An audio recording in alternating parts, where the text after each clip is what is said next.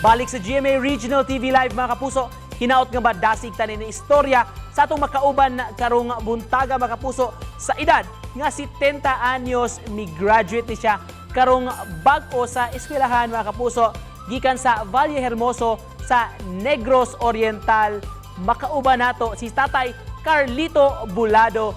Good morning tay, welcome sa GMA Regional TV Live. Congratulations sa may gibati nimo nga nakalampos na ka sa ALS program sa ingon ani nga pangidaron.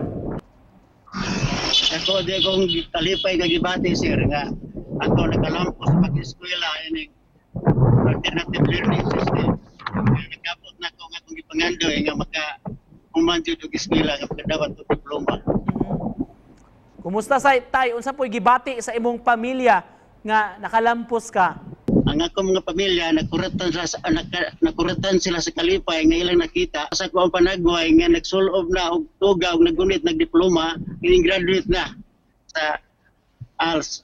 Unsa may nakapatukbo nimo tayo? Unsa may nakapaaghat nimo nga mo eskwela ubos sa ALS, Alternative Learning System?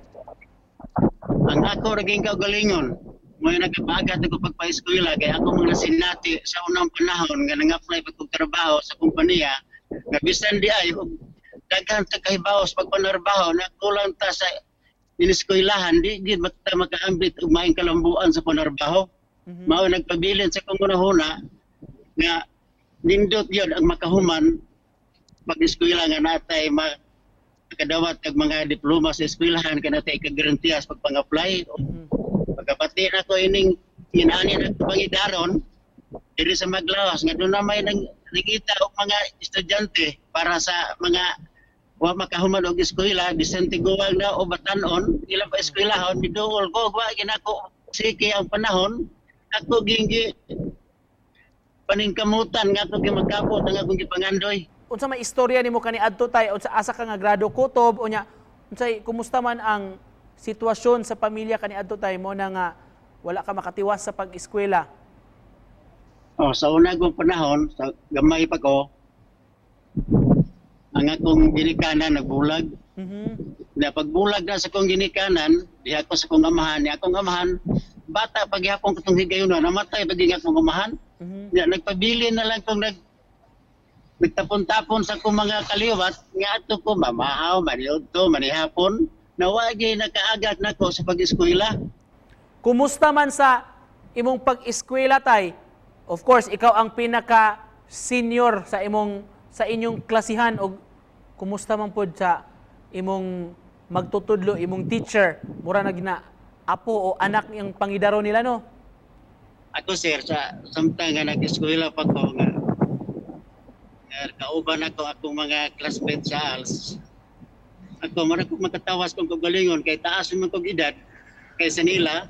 Pero ako naging gidasig akong kagalingon para lang sa akong kalampusan nga mahimong sundunon sa akong mga pamilya. Kung doon na kay nakatunan nining imong kasinatian, imong istorya tay nga gusto sa nimo nga ipaambit nga mensahe sa mga nagtan-aw nato karong buntaga tay unsa man ni? Ako doon na ko'y mga nakatunan pinagyan ng mga skill sa trabaho nga magamit na ako dawaton kay na pinantiguan sa manang pag-welding o 5 liters o ingon man rin pag-drive sa mga heavy equipment ako man lang na-experience sa mga anak. Isip panapos lang tay kung doon na kay mensahe sa mga nagtan-aw nato karon nga na-inspire sa imong istorya.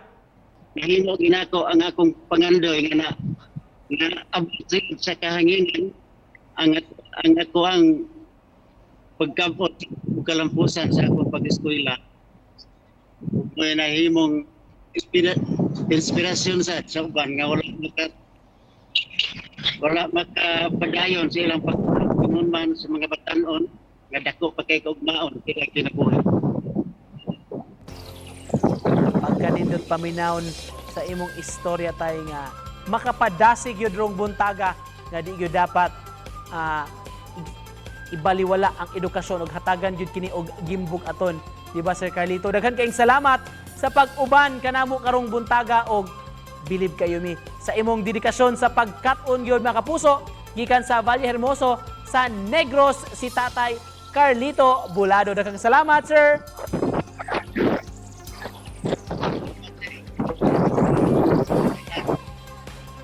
Salamat. Salamat ay amping diha.